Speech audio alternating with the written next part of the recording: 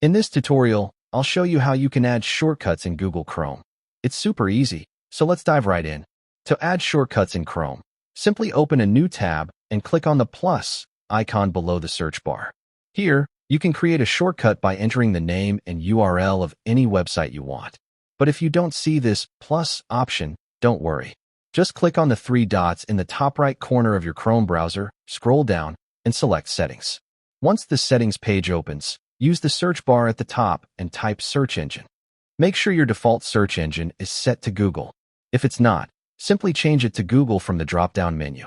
Now, go back to your new tab page. If you click on your profile icon in the top right corner, you'll also see some default shortcuts like YouTube, Play Store, Google, and more.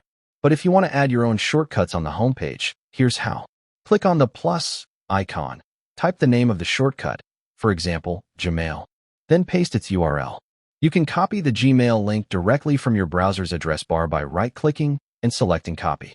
Then, paste it in the URL box and click Done. And that's it. Your shortcut will now appear on your Chrome homepage. You can even add more shortcuts the same way. Just click the Add Shortcut button again and repeat the process.